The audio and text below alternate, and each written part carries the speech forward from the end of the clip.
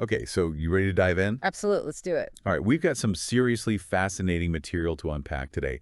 I'm talking about Guy Kawasaki's The Art of the Start 2.0. Mhm. This is like the modern entrepreneur's Bible, and our mission, as always, is to sift through it all, find those golden nuggets, and give you the need-to-know stuff, those aha moments, without all the fluff. You got it. And this isn't just some armchair theory. Kawasaki's been there, done that, right? He's started 3 companies himself, invested in 10, been an advisor to countless others from, those scrappy startups to giants like Google, worked at Apple twice.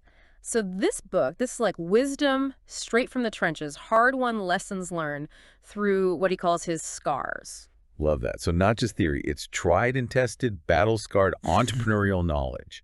And we're going to break it down into actionable steps and mindset shifts, whether you're at the napkin sketch stage or you've already got some momentum going. Exactly. So let's start at the very beginning. Like, what pushes someone to start a company in the first place? What are those initial sparks? And then those like non-negotiable elements you absolutely need to have in place. Yeah. Where does it all begin? Like, Oh, yeah. what gets that fire going?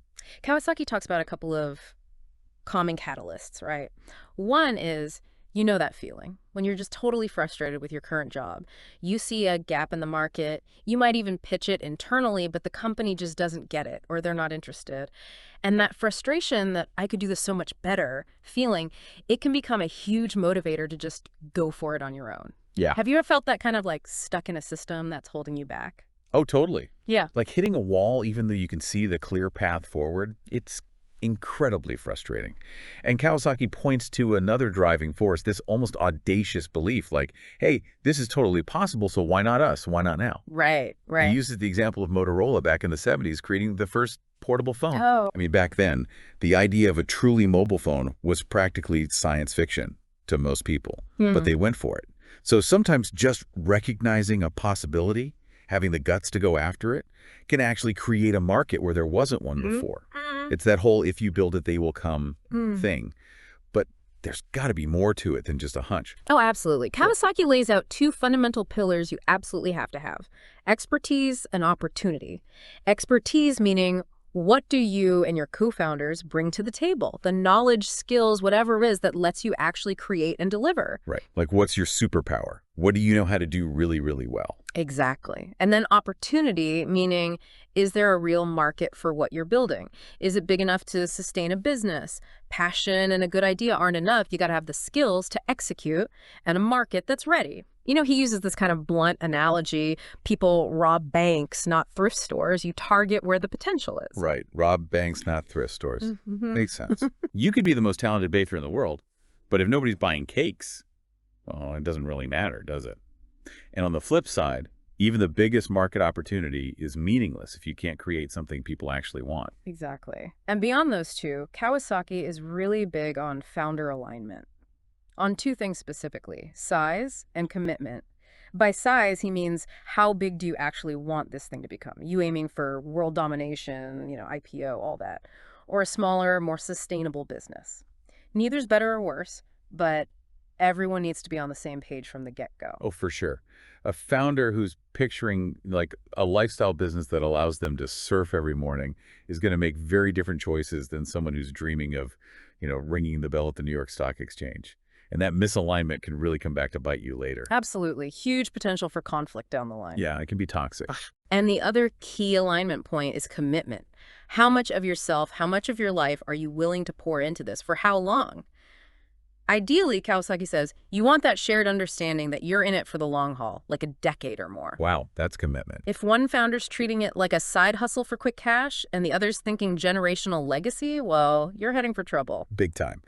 Okay, so you've got the initial spark, you've got the skills, the market, and everyone's on the same page about ambition and commitment. What's the next make or break step in defining what your company is all about at its core? This is where Kawasaki gets into the power of what he calls the mantra.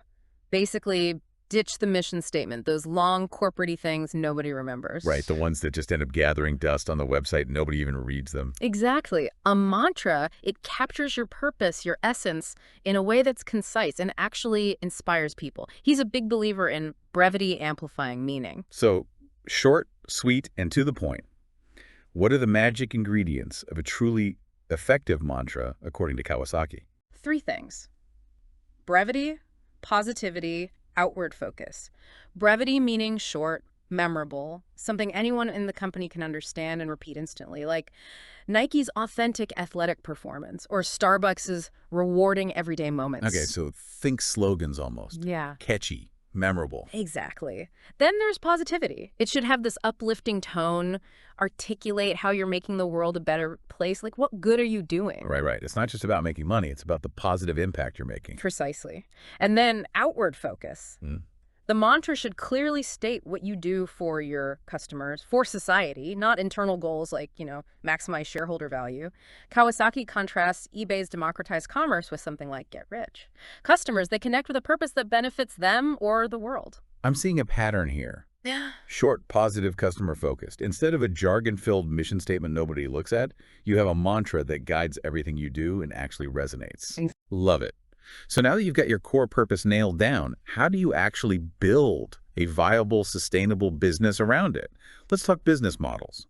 All right, Kawasaki touches on a couple of fundamental models. First, there's the switchboard model, where a company controls the supply of something essential, like De Beers with diamonds. That's the classic example. Okay, so cornering the market on something everyone wants. Sounds risky, though. Yeah, he points out it comes with a whole bunch of hurdles. Actually, achieving and maintaining that control, ethical concerns, potential antitrust issues, a lot of factors outside your control. Yeah, sounds like a lot can go wrong with that approach. It does.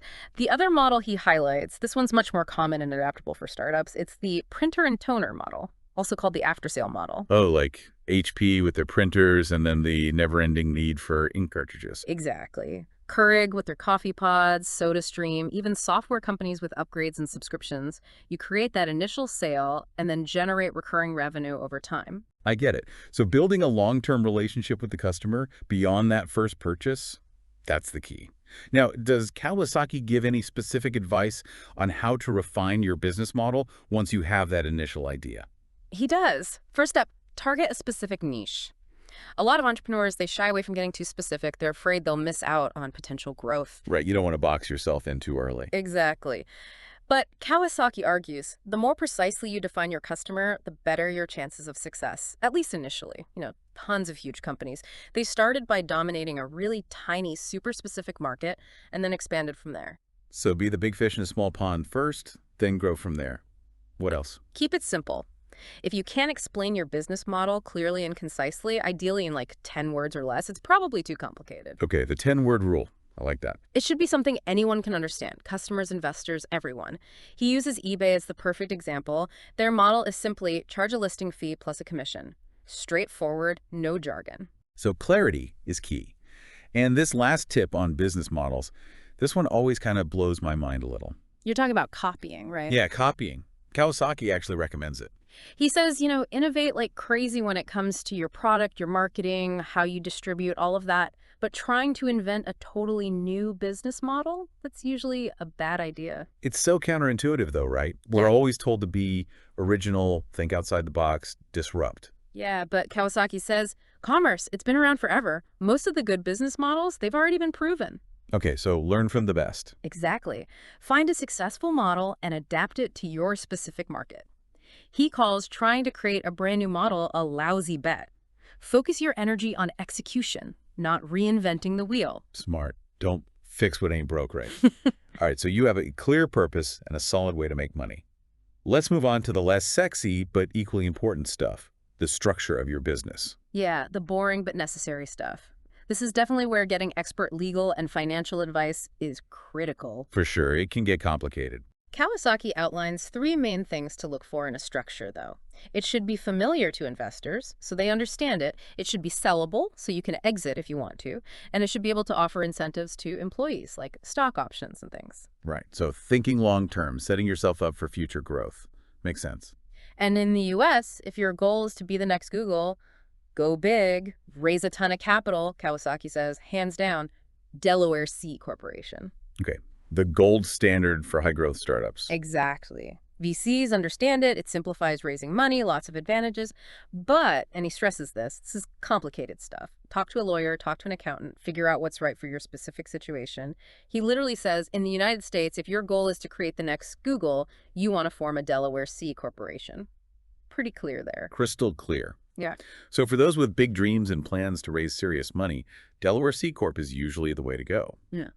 What about smaller businesses, the ones that aren't necessarily looking for massive growth? Right. Then you might be looking at an S Corp, an LLC, even a sole proprietorship. Yeah. These can be simpler to manage, different tax implications, all that.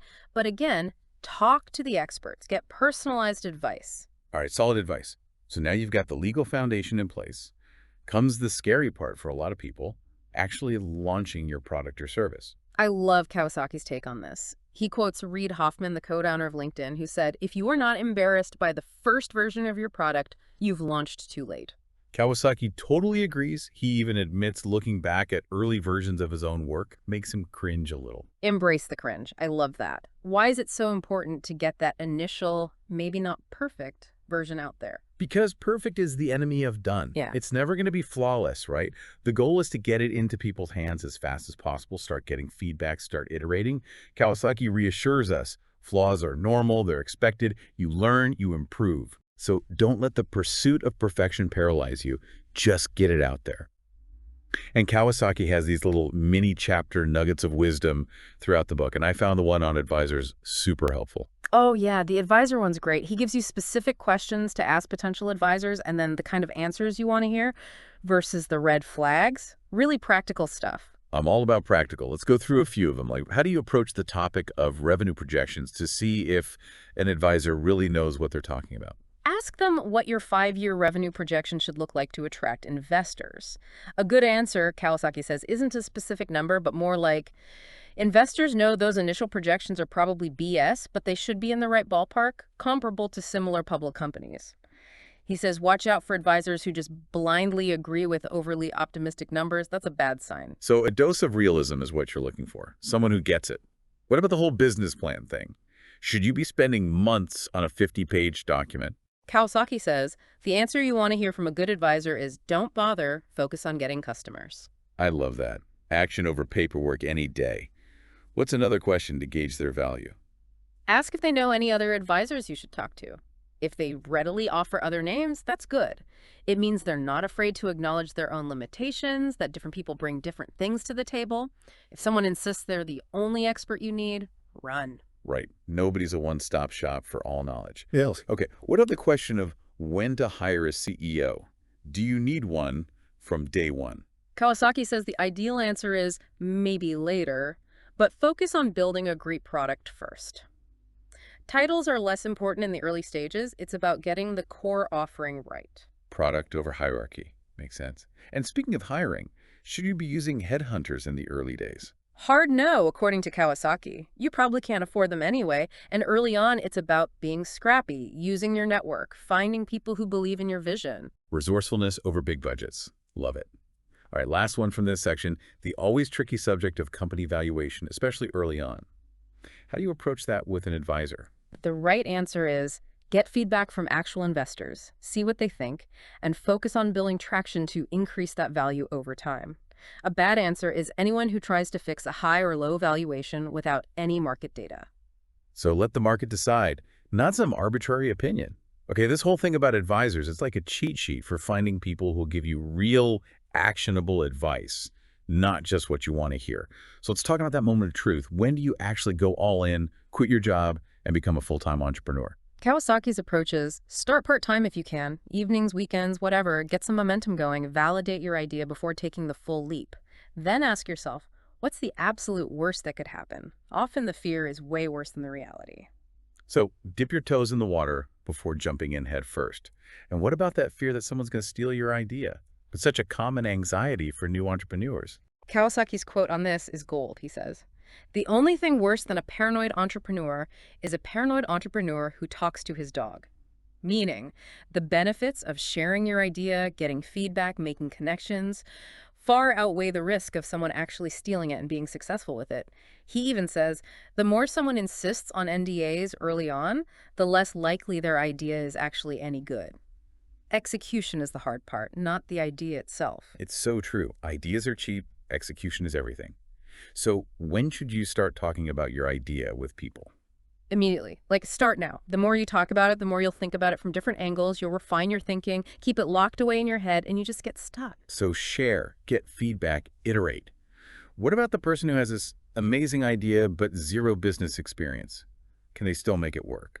Kawasaki is pretty blunt on this one. A great idea without the ability to execute it is basically worthless. That's where co-founders come in. Find people with the skills you lack, build a team that can actually bring the vision to life. Teamwork makes the dream work. Exactly. And another trap he warns against, that desire to look like a real business from day one, with the fancy office, the business cards. Oh yeah, the whole image over substance thing. He says a real business is one with something to sell, not one where people have business cards and letterhead. It's about creating value, not appearances. Focus on the product, the prototype. That's what matters early on. Okay, so substance over style in those early days. Hmm. Now let's talk about the nature of innovation itself. Kawasaki uses this really interesting analogy of jumping curves. Can you explain that? So he talks about how technology and markets evolve in curves. Most innovation, it's just moving along that existing curve, making something a little better, a little faster. But true entrepreneurship, the game-changing stuff, it's about jumping to the next curve entirely, creating a paradigm shift. So not just incremental improvements, but big fundamental changes. Exactly, like going from typewriters to 3D printers, telegraphs to smartphones, cassette players to iPods. He says entrepreneurship is at its best when it alters the future, and it alters the future when it jumps curves. Love that. So how do you know if your idea has that kind of curve jumping potential? He gives this framework called DICE to help figure that out. Deep, intelligent, complete, empowering, elegant. Okay, DICE EE. Let's break it down. Deep meaning. Does your product have some serious tech behind it, something that gives you an edge? Intelligent. Does it solve a problem in a clever new way? Complete. Is it a fully realized user experience? Empowering. Does it make your users better at something? And elegant. Is it well designed? Beautiful even. DICE. I'm going to remember that. So once you've got your potentially curve jumping product, you got to give it a name. Oh. Kawasaki has some strong opinions on naming. Oh yeah, he's all about due diligence here. First, check the U.S. Patent and Trademark Office, make sure it's not already taken. Then check domain names, social media handles, all that. You got to protect your brand from day one. Thorough research is key. What else makes a good name? He's a big fan of names with verb potential. Short, simple names that can become actions. Like Google. We now say to Google something. Right, or to Uber somewhere. Exactly. He hopes Canva will become a verb too. He even has this exercise. See if your name works in the sentence. Let's just get it. Okay, let's just deep dive it. I like it. Right. So it should feel natural, intuitive, and think globally too. Get feedback from people in other countries, use online translators, make sure your name doesn't mean something weird or offensive in another language. Oh yeah, you don't want any embarrassing translation mishaps. And lastly, even though it seems small, consider names that start with letters early in the alphabet. You're more likely to show up first in lists and directories. Subtle advantage. It's all about those little edges. All right, you've got the name, you've hopefully got a product that's going to change the world. How do you actually launch it successfully? Kawasaki has this framework called VVV for viable, valuable, validating. Viable meaning, can you actually build and sell it? Right. Can you make money from it? Valuable meaning, does it solve a real problem for people? Does it actually benefit someone in a meaningful way? And validating, does it prove that people actually want what you're offering? He uses the first iPod as an example. It was viable. Apple could make and sell it. Valuable. It gave people a new way to listen to music. And validating, it showed that people wanted these beautiful, easy-to-use gadgets beyond just computers. Okay, so it needs to work, it needs to be desirable, and it needs to confirm that you understand the market. But there's a big caveat here. Oh yeah, Kawasaki is very clear. VVV is not an excuse to launch a crappy product. He has this analogy, imagine your product is a car. Would you let your kids ride in it? If the answer is no, it's not ready. Safety and quality non-negotiable, no matter what. Absolutely. And this next part might be surprising. A lot of startups, they're obsessed with scaling quickly, growing fast. Kawasaki is way more cautious on this. He actually says, I've never seen a startup die because it couldn't scale fast enough. That is surprising. We're always told growth, growth, growth. He compares it to a restaurant trying to open 100 locations before they even know if people like the food. Focus on getting it right first, proving your model, then worry about scaling. Okay, slow and steady wins the race. What about branding? That's crucial for any company, but especially startups trying to make a name for themselves. First, Kawasaki says, avoid jargon at all costs. If your branding relies on technical terms or industry buzzwords, you're alienating a lot of people, and it'll sound dated quickly, like saying you have the best MP3 decoder. Who even knows what that means anymore? Yeah. Speak plain English, focus on the benefits, not the technical specs. What else? Take the opposite test. Most companies use the same generic adjectives to describe themselves, right? High quality, easy to use, blah, blah, blah. To stand out, describe yourself as the opposite of your competitors. What are you not? That can really make you stand out. So, find your unique selling proposition by highlighting what makes you different, even if it means saying what you're not. I like that. What about internally? How do you make sure your own team is on board with the brand message? Cascade the message. Don't just assume everyone gets it because marketing sent out a press release. Make sure everyone in the company, from the CEO to the interns, understands and believes in the brand. They're your best ambassadors. Right, your employees are the living embodiment of your brand. Exactly. And to make sure your message is actually landing the way you intend, Kawasaki says, examine the bounce back, meaning ask your customers to describe their experience with your product in their own words. Compare that to how you describe it internally. Any gaps, that's where you need to adjust your message. Also see if your intended message is actually the one people are receiving. Brilliant. All right, so branding sorted. Now, how do you get those first crucial customers, the early adopters, who will help you gain traction? Kawasaki talks about crossing the chasm, which comes from Geoffrey Moore's work. Yes, he says crossing that chasm, going from those early enthusiasts to the mainstream market, it takes a specific approach. You got to suck up to innovators and early adopters. Suck up. I mean, I get it, but sounds a little harsh. No. He means it in a strategic way. These are the bloggers, the journalists, the experts, the people who can make or break you in the early days. So how do you suck up effectively? First, be realistic. A great product makes everything easier. If you're offering something truly amazing, people will want to be associated with it. Second, show empathy. Humility goes a long way, especially with early adopters who like to support the underdog. So genuine connection, not just a transactional exchange. What else? Emphasize utility. Make it mutually beneficial, offer something in return for their support, early access, insights, whatever it is, and pay it forward. Help others in your community, build goodwill. It comes back around. Karma points for startups. Right. Love it. Any other tips for getting that early momentum? Embrace the nobodies. Don't just chase the big names. Anyone who genuinely believes in your vision can be valuable. And don't fall for the illusion of control. You can't control everything, so be adaptable. And finally, plant many seeds. It's a numbers game. The more connections you make, the more likely you are to find those crucial early champions. So, strategic outreach, open to unexpected help, and just put yourself out there. Makes sense. Now, once you start getting some attention, how do you really build belief in your vision, inspire people to join you on this journey? Kawasaki talks about the power of storytelling. He uses Lois Kelly's framework of 4 main storylines that resonate with people. Personal stories, these don't need to be epic, just relatable. Like Pierre Omidyar's story about his girlfriend wanting to sell Pez dispensers online. That was the start of eBay. Simple, human stories. I love that. What else? Great aspirations. The classic hero narrative, making the world a better place, like Steve Wozniak wanting computers to be accessible to everyone. Tap into people's desire to be part of something bigger than themselves. Exactly. Then there's David versus Goliath, the underdog story, overcoming the odds. Southwest Airlines, Etsy, those are great examples. People love rooting for the underdog. Who doesn't love a good underdog story?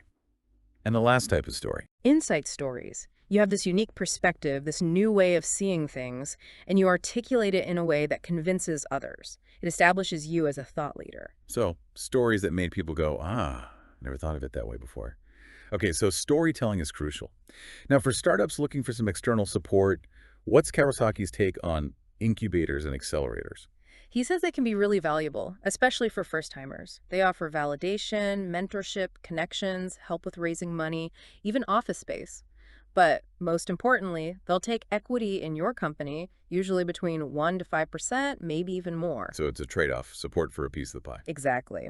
He points out lots of successful companies came from these programs, Airbnb, Dropbox, but it's not a guaranteed path to success. Do your research, choose carefully. Due diligence is key. And Kawasaki has a whole section on giving great demos.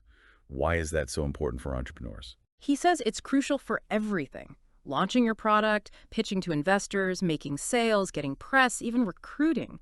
A great demo brings your vision to life in a way that words just can't. It's a show, don't tell. Right. But his biggest piece of advice here is create something worth demoing. If your product sucks, even the best demo won't save it. He says, if your product is mediocre and you don't do a demo, only you will know that it's unremarkable. If you do a demo, the whole world will know it. Ouch, but so true. Don't try to polish a turd. All right, last topic I want to touch on. Kawasaki talks about entrepreneuring, which is basically being entrepreneurial within a larger company. Yeah, he says entrepreneurs, they face a lot of the same challenges as regular entrepreneurs. Prototyping, pitching, bootstrapping, all that. It's just happening within an existing corporate structure. But navigating a big company can be tricky. What advice does he give for entrepreneurs? Two things. Find a godfather, meaning find an influential person in the company who believes in your idea and can protect you from the bureaucracy. Okay, so someone who's got your back, who can help you navigate the politics. Exactly. And second, get a separate building, or at least a separate space. Physical separation from the main business helps you operate with more autonomy. Avoid getting bogged down in the day-to-day stuff. So you need a champion, and you need some breathing room. He also addresses some common questions entrepreneurs have, right? He does. Like, do you need fancy titles to be taken seriously?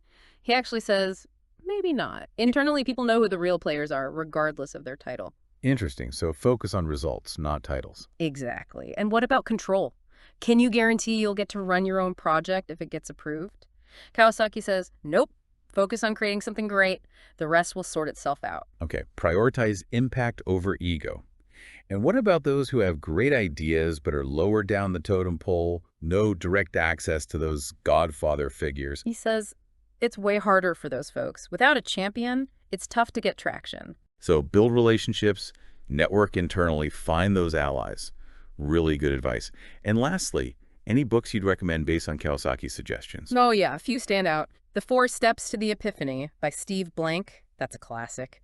Crossing the Chasm by Jeffrey Moore. We talked about that, all about market adoption. The Lean Startup by Eric Ries, and Absolute Value by Emmanuel Rosen, which is all about word-of-mouth marketing. Awesome. We'll link those in the show notes for anyone who wants to dig deeper. Well, that brings us to the end of our deep dive into the Art of the Start 2.0. I feel like we covered everything but the kitchen sink. We really did. From initial motivation to scaling, branding, storytelling, entrepreneuring, we hit it all. And now, you're walking away with this condensed but thorough understanding of what it really takes to start and grow a successful business. No more feeling overwhelmed by information overload. You've got the core insights, the stuff that matters. And as you think about your own ventures, your own ideas, ask yourself, what's driving you? Is it frustration with the status quo, a belief in a better way, or maybe a bit of both? And how can crafting that clear, concise mantra and really understanding your business model give you that laser focus going forward? I highly encourage everyone to check out Guy Kawasaki's The Art of the Start 2.0 if you haven't already. Tons of great stuff in there. Thanks for joining us for this deep dive, and we'll see you next time. Okay, so you ready to dive in? Absolutely, let's do it. All right, we've got some seriously fascinating material to unpack today. I'm talking about Guy Kawasaki's The Art of the Start 2.0. This is like the modern entrepreneur's Bible, and our mission, as always, is to sift through it all, find those golden nuggets, and give you the need-to-know stuff, those aha moments, without all the fluff. You got it. And this isn't just some armchair theory. Kawasaki's been there, done that, right? He's started 3 companies himself, invested in 10, been an advisor to countless others from, those scrappy startups to giants like Google, worked at Apple twice. So this book, this is like wisdom straight from the trenches, hard-won lessons learned through what he calls his scars. Love that. So not just theory, it's tried and tested, battle-scarred entrepreneurial knowledge. And we're going to break it down into actionable steps and mindset shifts, whether you're at the napkin sketch stage or you've already got some momentum going. Exactly. So let's start at the very beginning. Like, what pushes someone to start a company in the first place?